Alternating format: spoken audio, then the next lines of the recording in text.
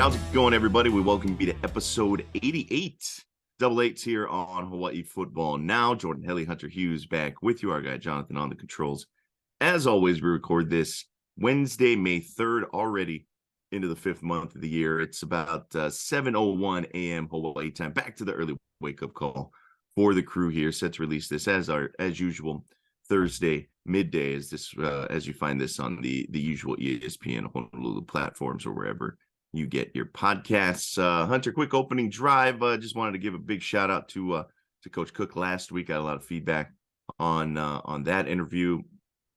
He's a guy that the players have good things to say about. His fellow coaches have good things to say about, including Chris Brown, who's just jacked. This guy who knows his way around a weight room.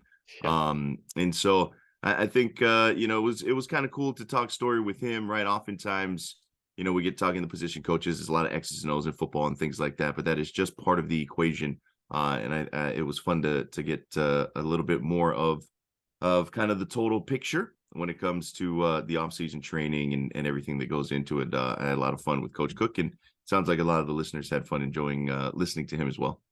Yeah, I mean, it was an enlightening conversation from a training perspective too, whenever he kind of dove into kind of the ins and outs of what they've kind of had to do pivoting wise with the time frame for the team, as well as kind of what it takes to be a Division I coach, regardless of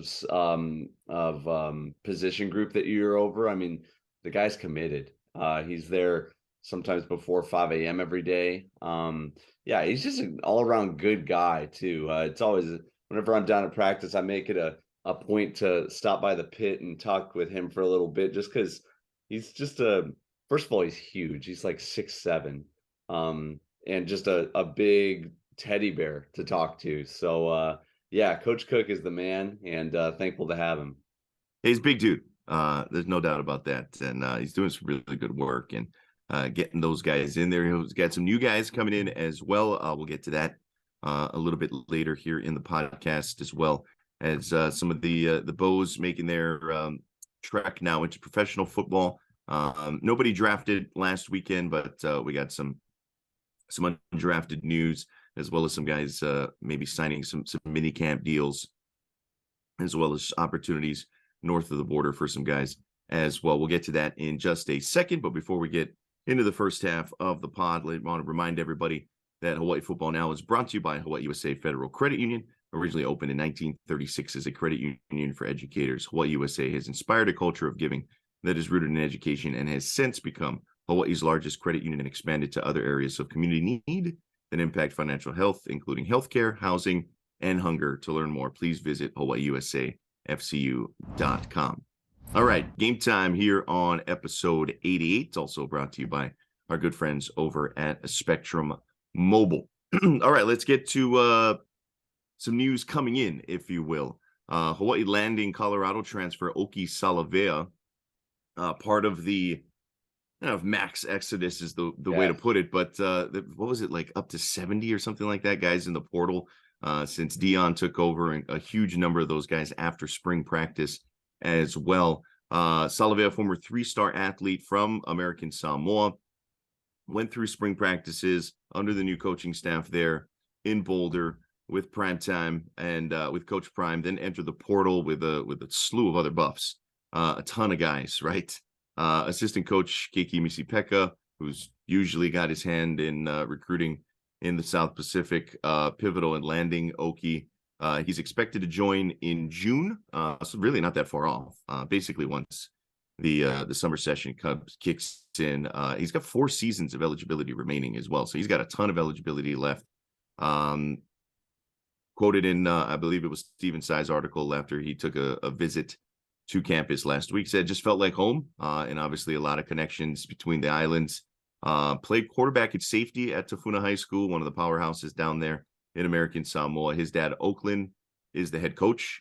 He played for his dad, Oakland, down there, who also played defensive tackle at Colorado. So a little bit of a legacy there. Didn't quite work out. Hawaii's gain. Redshirted last season while recovering from a labrum injury. Reports are that even though he was listed, I think, as a defensive back at Colorado, he projects maybe more to a pass catcher for the University of Hawaii. Big dude, about 6'3", 210 or so. Whether that's a wide receiver, whether that's a big slot, athletic tight end. I just call them pass catchers at this point in the run and shoot. Yeah. He's super athletic. All reports are the shoulders healed up pretty well. And Prime time, Coach Prime, he's bringing in a lot of new faces. There's only so many spots. Didn't quite work out. That's okay because Hawaii lands a pretty big time recruit a couple of years after his high school days, and a guy who's had some Pac-12 experience. It's I think is something to be very, very excited about. But what did you make of the news, Hunter?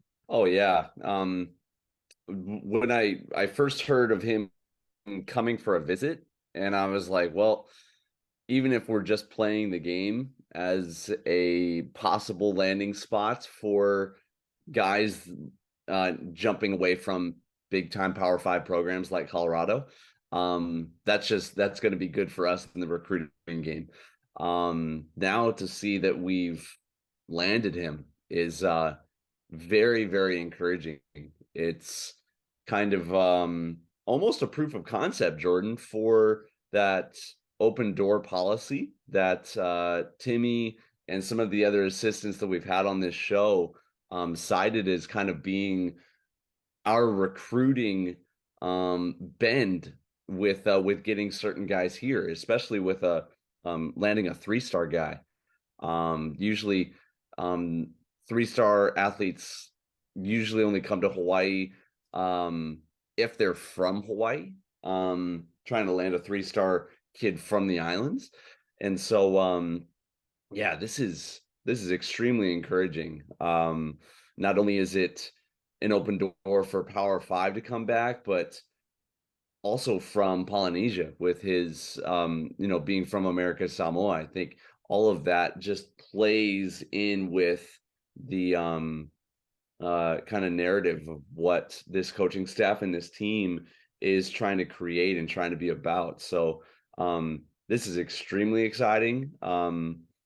Who knows what we're actually going to use him as thus far. It's still very fresh with him coming over here and them kind of talking about using him on the offensive side, which is exciting for me, Jordan, because we signed a lot of defensive guys in this offseason, way more on the defensive side of the football. So I like us beefing up that wide receiver tight end room a little bit, pass catchers, as you put it.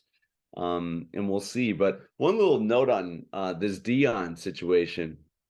I totally get what you're going to get with Dion. He's going to be prime wherever he goes.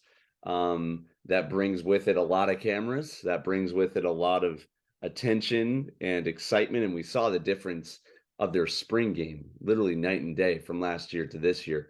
I don't know if he possesses the coaching and management skills to keep all of that under control and actually win football games. Again, time will tell if I'm wrong there, but some of the things that I've seen, just even with how they treated some of the Colorado players that were already there, it's almost the unfortunate reality of the this new normal of college football now, of paying players to play, having certain expectations for them. They're no longer just student athletes, like they're athletes first now. And so with that, there's almost contract requirements for them to hold their positions, or hey, hit the portal, you're out of here. And I believe only I think the number was only 13 former scholarship athletes from Colorado that were there before Dion still remain. That's pretty alarming, Jordan. So I always wonder, how's the culture of that team? How's the vibe of all of that gonna roll out? We've seen our fair share of situations kind of like this in the last few years. So I think I'm still a little bit sensitive towards student athletes and the players in a situation like this. But um, yeah, thanks for letting me go on that tangent. I think there's more going on here than meets the eye. Yeah, look, when you sign up for the Coach Prime experience, as you pointed out, it comes with a lot. And I think Colorado, in large part, knew what they were signing up for. Right? They were terrible last year. I mean, just awful. They were Yeah, 1-11. Their one win came against 4-8 Cal in overtime. Like, and the 11 losses weren't close. Like, their closest loss was by 9 points. There was another one by 10. The other 9 losses were by 21 points or more. Like, it wasn't like they didn't come close to being competitive. They got smoked by Air Force. I think the rest of their schedule was Power Five, including their non-conference games, in addition to the Pac-12. But like, it wasn't close. So, a roster that was that bad, and you can pin maybe a lot of that on Carl Durrell, who was the coach prior. Like, there's gonna be a lot of roster turnover. Like, that's kind of inevitable when your team is that underperforming. I'm with you. I think that can be handled in a certain way. But when you get the Coach Prime experience, when you get the cameras and everything, it becomes so much more magnified. It becomes so much more public. yeah, And I get upgrading the roster like that. That was probably necessary. It's not like they were all scrubs, as evidenced by guys like Salavea, who didn't even get to play last year, right, because of the injury. But there's some other dudes that have been very, very highly coveted coming out in the portal, including I can't remember the kid's name, but the guy who was the leading receiver in the spring game. He's going to get scooped up by another Power Five program. I'm pretty sure, if he hasn't already. And so, it kind of comes with the territory. I think, Colorado kind of made that deal with itself when they brought him in, right? It's kind of comes with it. It's like when Kentucky basketball finally bit the bullet and was like, all right, we're bringing in Calipari. yeah, It also came with a lot of cameras. It also came with a lot of publicity. It also came with a ton of 5-star recruits, right? And look, they've only won one national championship since Cal got there. So you can argue with the results and things like that. He's produced a ton of NBA players and a ton of lottery picks. And I think it'll be something similar with Dion. I think he'll bring in a lot of high profile guys. I think he'll put a lot of guys in the league. How that results in winning, right? Different gauge. yes. But I do think it was Kentucky basketball. It's Colorado football. Maybe not apples to apples in terms of pedigree, even though Colorado's won a national championship in the past. But like, they were pretty close to rock bottom. 1-11 last year and bad.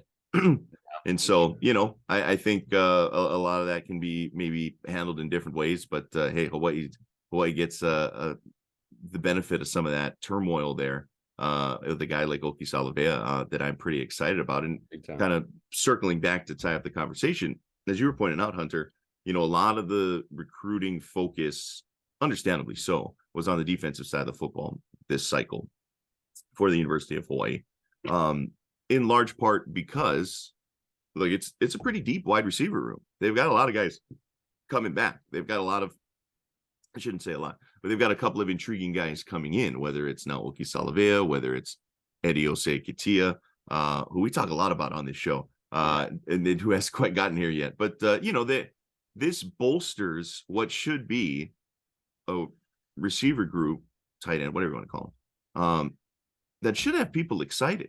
And I think lends itself well because you've also got different body types. You've got the wideouts. You've got guys like Kawali Nishigai, some of the little quick guys. You've got a guy now like Oakie Salavea who could heck line up anywhere, perhaps in the offensive formation, go catch passes. It's a well-rounded group that I think gets better if indeed Salavea is heading to the offensive side of the football. Yeah, totally. And I think we're gonna continue to see just what this Timmy Chang era of the run and shoot looks like. Rolo had a very kind of a paired system with an RPO as kind of the fabric that allowed the pass game to kind of expand from. And so I'm really interested to see, Tammy's talked about incorporating the tight end position, and this guy, Oakie Salavea, is potentially one of those bigger body guys. I would love to see him utilized a little bit more in the pass game than say a Jordan Murray last season, where we could have definitely used him in the red zone a little bit more on some back shoulder routes or just down and distance route packages to incorporate those big bodies that you put them on a DB and it's an easy pass and a catch. So these guys are extremely valuable. And it's tough to make an assessment just yet because still, deep into spring, they were still very kind of elementary with some of the run and shoot routes and concepts and are looking to kind of build on that this off season and then heading into fall camp. So nevertheless, Jordan, I'm excited to land a guy like this though and see what happens.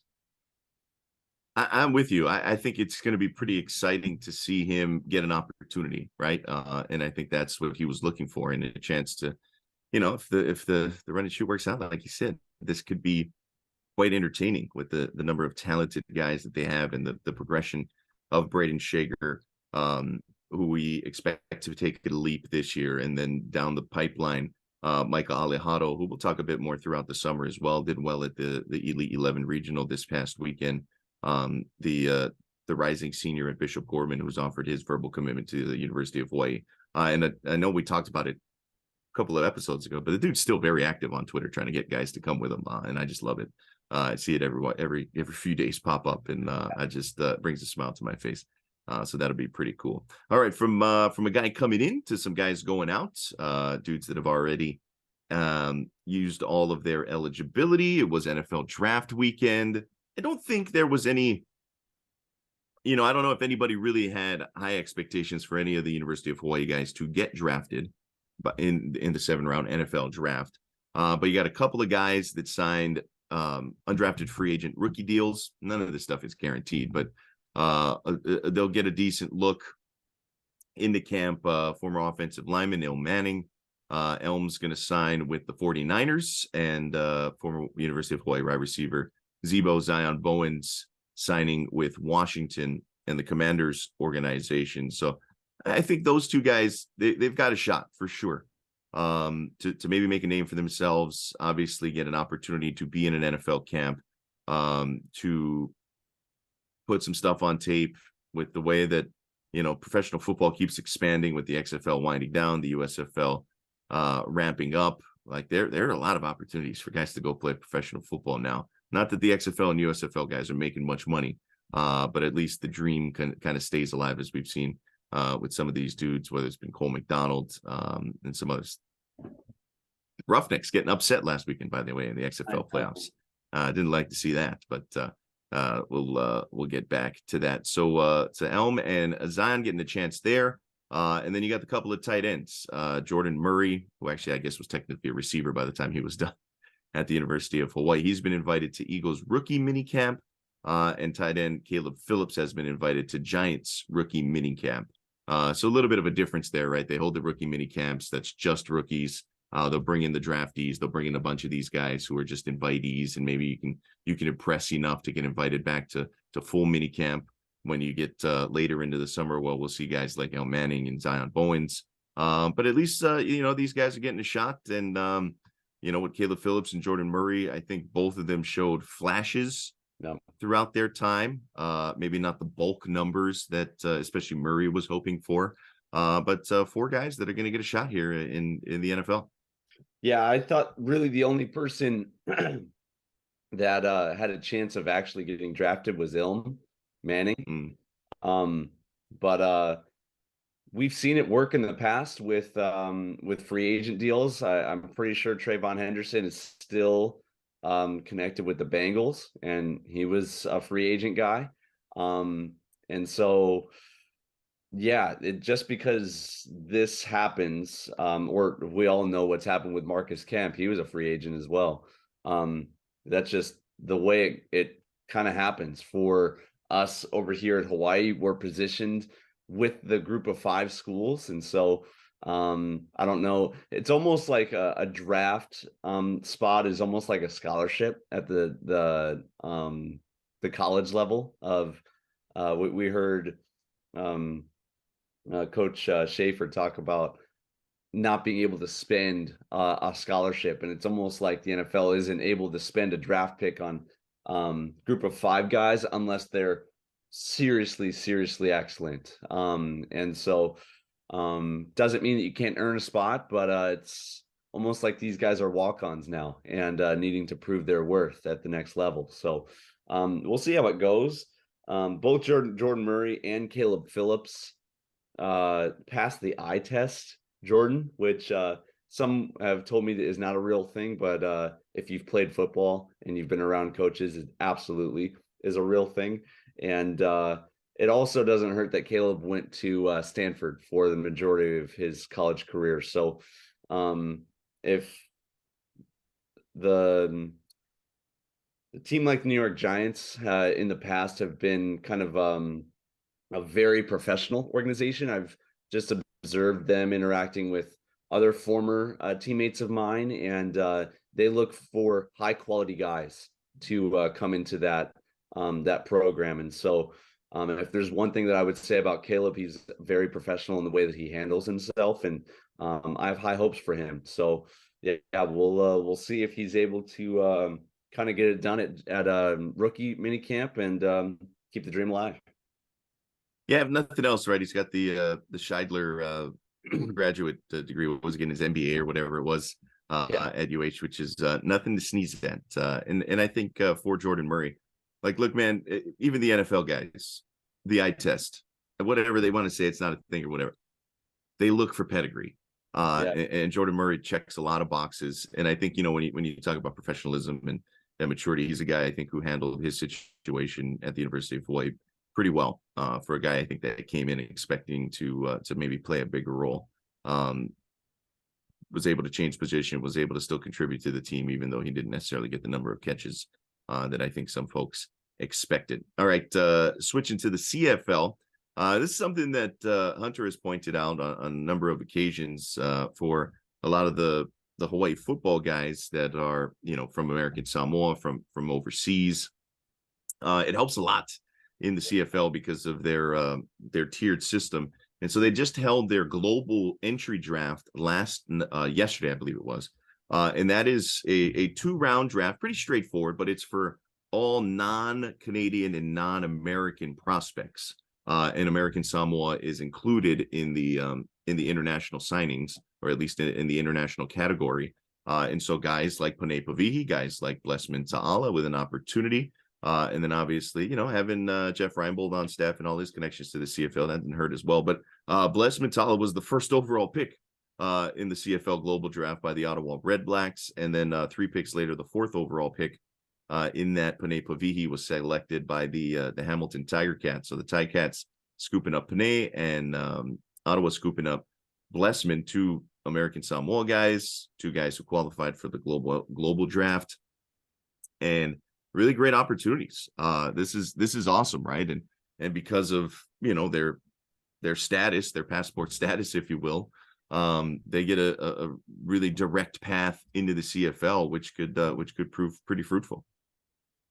Totally. It's a unique situation whenever you go and play internationally because they only have certain amount of roster spots for American players, and so they look to supplement their roster with guys like Panay Pavihi or Blessman Ta'ala, who on their travel documents, they have an American Samoa passport. So they're able to bring kind of a diversity to their roster that they, by obligation, kind of have to follow these teams up at the CFL. So this is not only cool for us at Hawaii, but cool for Blessman. Anytime you get to be drafted number 1 overall, even if it is in a certain category, that's pretty cool, Jordan. Yeah. And the global draft has not been around for very long, so Blessman's also kind of like a pioneer with all of this too. So yeah, this is really good for him, for the CFL, but also for us back here at Hawaii. I'd be saying that in my introductory interview with someone like Oakie Salavea. Yes. We just had someone get signed number one in the global draft up in the CFL. So who knows what you could accomplish too, young man. It's that is a strong branding pitch to people that find themselves in similar situations like a Panay or a Blessman looking for a bump up from America Samoa. This is awesome. Yeah, I'm totally with you there. Look, if that is something that can be established, that hey, look, the ultimate goal is the NFL. We all get that, but for the University of Hawaii, getting those kids from Samoa an opportunity that if it's a pipeline to the CFL as well, that's a pretty big selling point. The global draft, there's like dudes getting picked from all over. Division two, Rutgers, Oregon State, Cal, some guys that played overseas as well, in Mexico, excuse me, in Germany, as well as in Mexico, collegiate football there. So there's dudes from all over getting picked in here. And again, it doesn't necessarily just have to be guys from American Samoa as well, right? You look at a guy like Freddie Pelling, the Brit coming over, the offensive lineman, Right. via junior college that Hawaii signed here as well. You look at a guy like we're going to mention him again, Eddie Osekitia, right? Whether it's the Australians, whether it's the New Zealanders, the Kiwis coming up. This is and like you pointed out, this is only 3 years old. They've only done this global draft for 3 years now, and if it's something that continues on, the international allure of Hawaii could be a really big recruiting selling point for these guys, no doubt about it. So it should be pretty fun to follow. And oh man, I expect big things from Blessman and Panay. I think those guys have a real shot Absolutely. and making a career of it up there. I had one more. If you remember Brandon Kipper, actually, he was an offensive lineman back in the Rolo era and then transferred to Oregon State. And this was his senior year this past year. He got signed with Baltimore. Oh, nice. And so, yeah, more Hawaii connections out there. Maybe not still on our team, but yeah, any affiliation with UH and getting to the next level is awesome. Yeah, without a doubt. And maybe we missed a couple of other guys as well. We'll update as the weeks go on and we get that information. And obviously, feel free to let us know if we missed anybody as well. All right, that'll do it for us here in the first half. Quick little break, and we'll be back with the second half.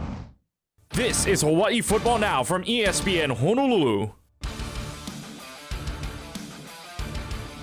All right, second half time here on episode 88 of Hawaii Football Now. Jordan Hunter back with you. Big shout out to Spectrum Mobile and Hawaii USA Federal Credit Union as well. All right, last week we kind of just mentioned it.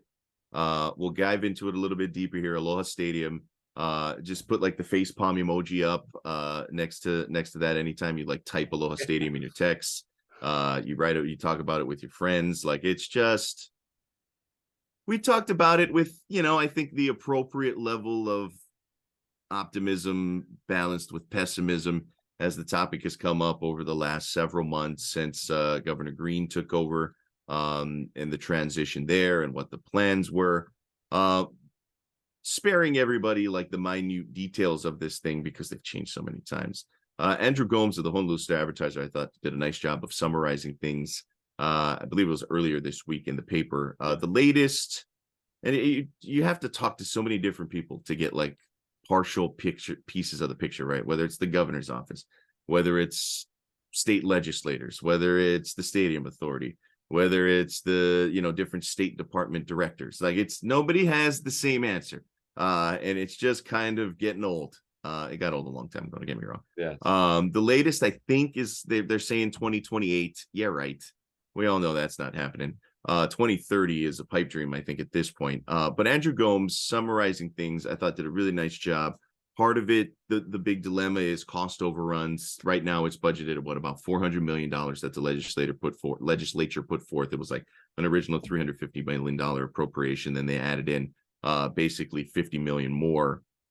So the number's sort of available, at least budgeted for right now, is $400 million. And Gomes broke it down with different options that have been thrown forth, basically different design looks, and what the cost currently is. And right now, the preferred 2019 premium option, that was the one that was sort of pitched to everybody, right? The architectural rendering, I think, that has been seen the most, with the It's got the wraparound fun roof. big board. It's got the wraparound. It's got an amphitheater. It's got all that thing. $670 million now. So you're looking at like almost like a 75% increase. That's the preferred 2019 premium option. 35,000 seats, a roof, and an adjacent amphitheater. 670.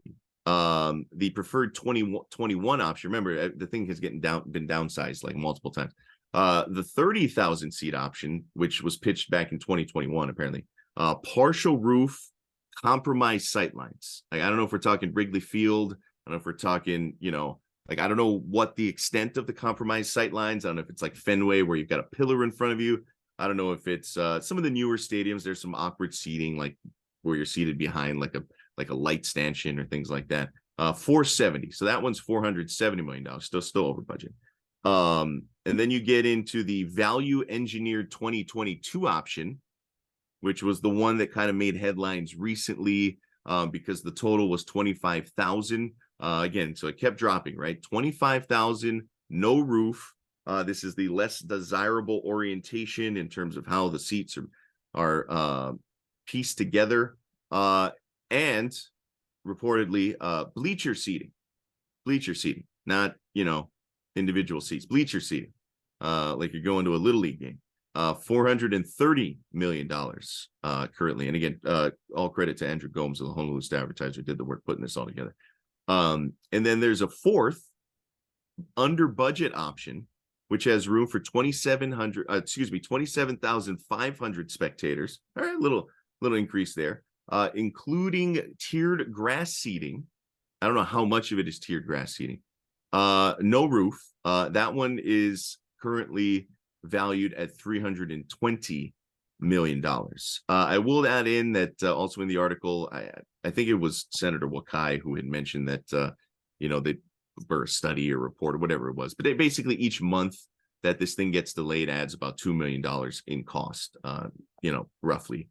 I still don't understand why some options include less than desirable sightlines, like compromised set. Like, when did that wasn't part of the conversation until recently. We knew about the bleacher proposal. If you're going to put bleachers out there, like, what's the point?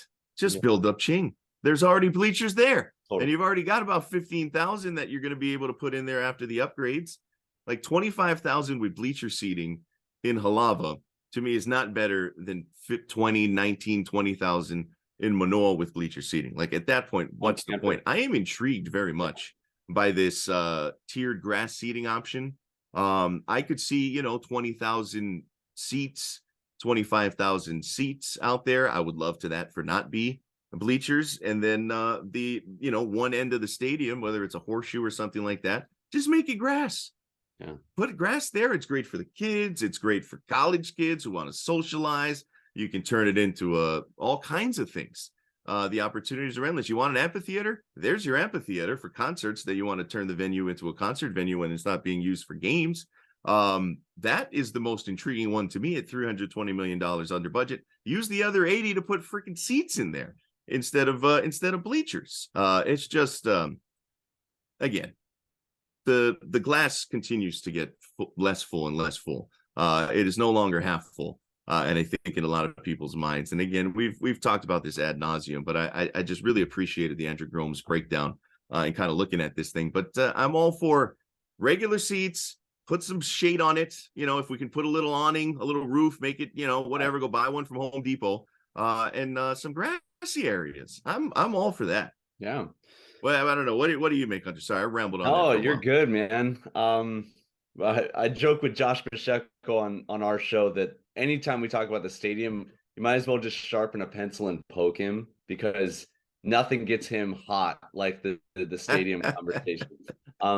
But it's almost like like you're shopping for a wedding venue with your fiance, and they give you the premium, the mid-tier, and then the budget option. Yeah. That's a great comparison.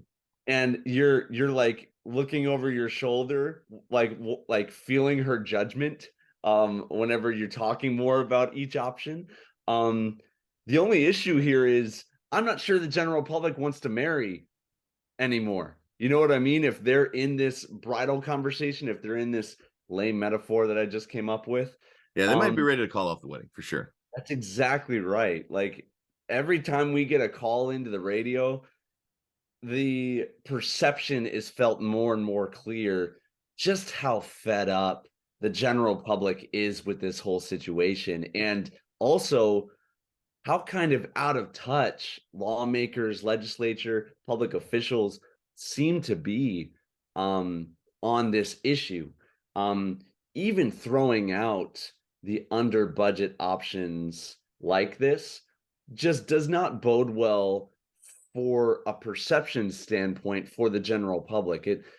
For me, I see it as they don't care about the future of Hawaii athletics. That it shows that they don't believe in what this could produce in terms of economy, the future of young boys and girl athletes, with showing that, you know what, we want to put our best foot forward. We believe in the future of Hawaii. Nah, we're gonna give you guys a bleacher only, half stadium, half grass field option, and call it a day with 320 million, and keep the other 100 million in our pocket, because at the end of the day, that's what matters. Um, they're not saying that explicitly, Jordan, but you can't help but read through the lines here whenever they don't give us all of the information, and they still remain undecided on which direction they're headed in. So, some might say that's a bit too far. I can't help but go down those pathways in my mind of this is really kind of what's at stake here. And folks like you and I who understand the ripple effects of what sports have on the greater societal and greater cultural impact in a place like Hawaii, where it's small and sports is so big and important to this place.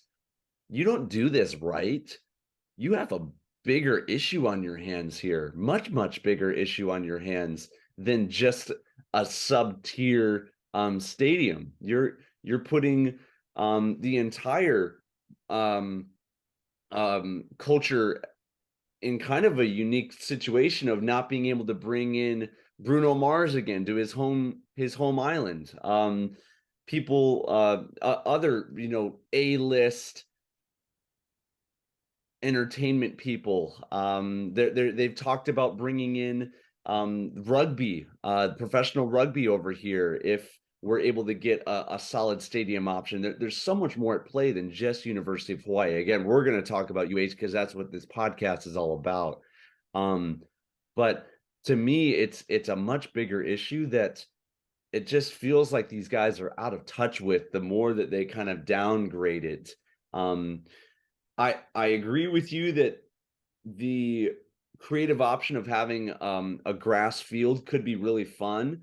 I think about the Shell here in Honolulu with kind of the grass amphitheater around the outskirts, and people bring a blanket and a couple beverages of choice in there. It's a good time to watch a concert. Could be a really fun environment. University of Arkansas has done something like that, and I believe it's their northeast end zone is open and vacant for a field for people to come and watch the game for free. That could be a ton of fun. Or Williamsport, the Little League World Series has that grass field in the outfield, and they slide down it, and it's great for the kids. I mean, what's more fun for a kid than sliding down on a piece of cardboard? That's a good time.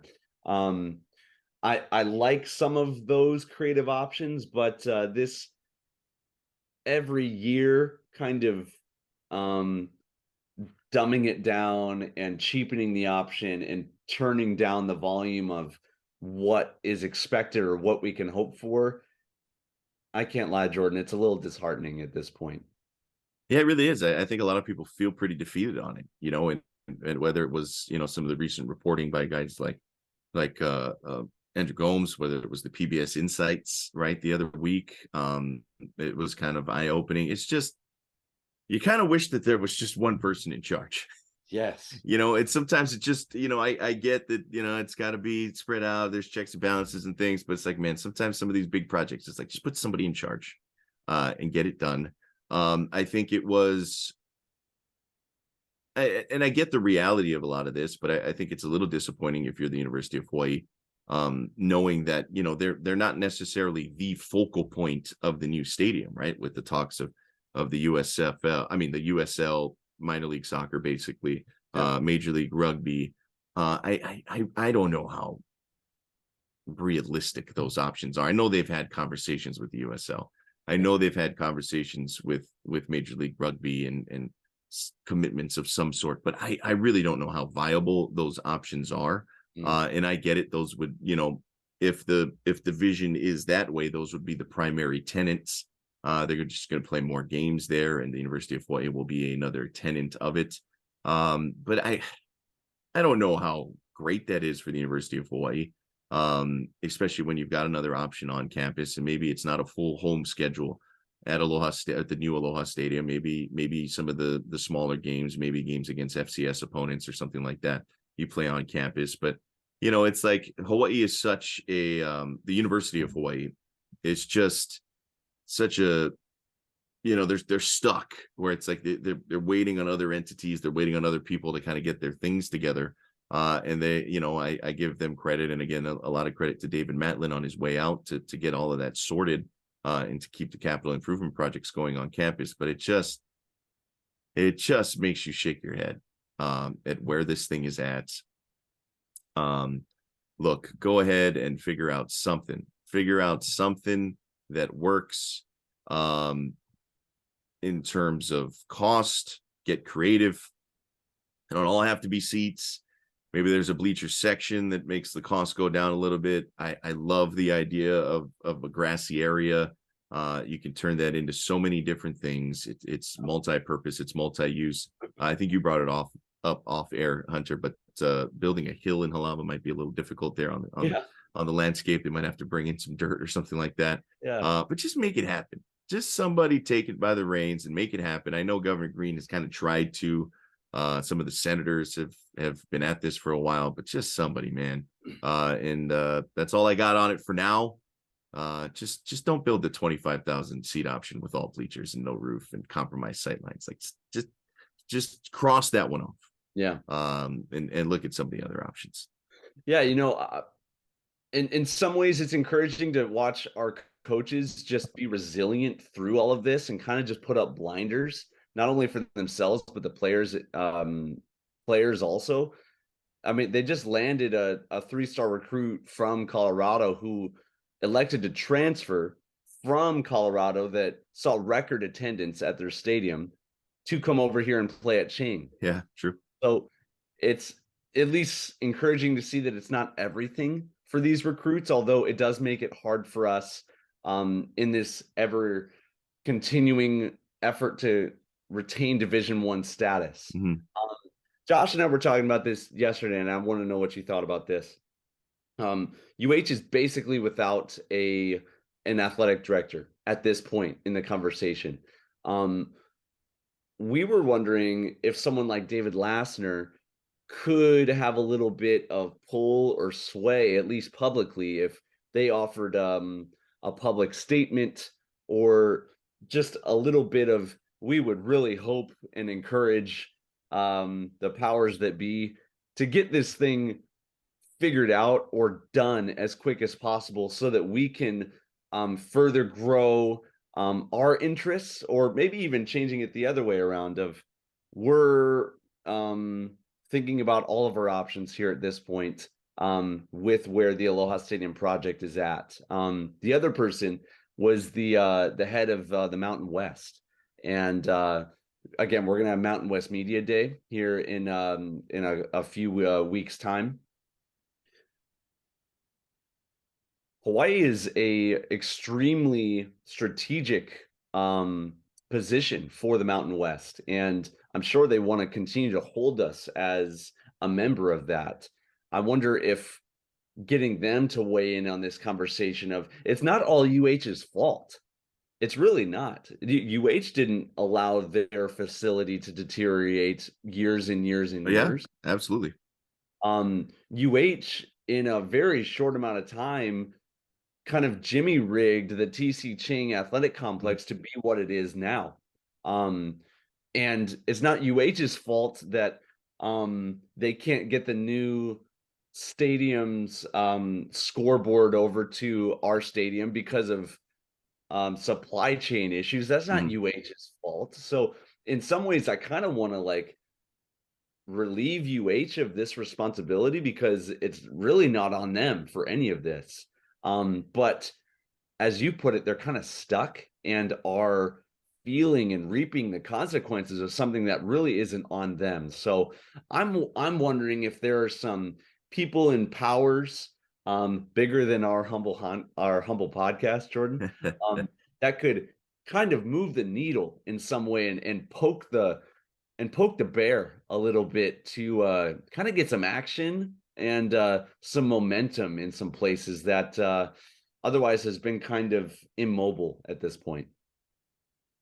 Yeah, I think it's a really good question. The I think the problem is if you're David Lassner or whoever may be at the University of Hawaii, whether it's David Matlin on his way out, whether it's whoever you hire, Yeah. I don't know if they plan on waiting till Matlin's final day to make that. I don't know exactly how the hiring will work, being that it's a state job, but the unless you can find some private donor to fund the rest of Ching, the same people that you're going to go barking up their tree to get Aloha Stadium done are the same people that have to fund the rest of the Ching renovations.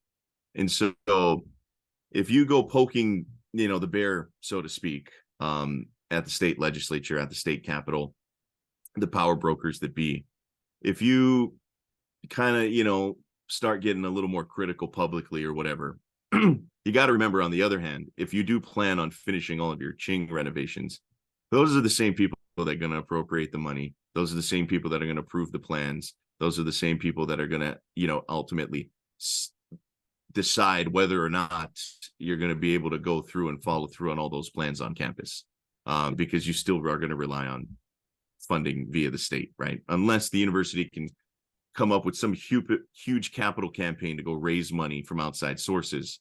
That's just the fact of the matter. And so you're kind of a victim of circumstance there, where you got to be real political, right? And you got to be very smart about how you go about things, because yes, you can be driven mad by the lack of progress with Aloha Stadium. But at the same time, it's a lot of the same power brokers that are going to determine whether or not you get your on-campus stuff done, right? And maybe even beyond Ching, but some of the other projects that you have in mind, whether it might not even be related to athletics, right? It could be another building on campus. It could be some of these other things. And I get it that they're two separate entities, but it's sort of under the same umbrella. And if you're dealing with monies appropriated by the state legislature, you kind of got to go back to the same well.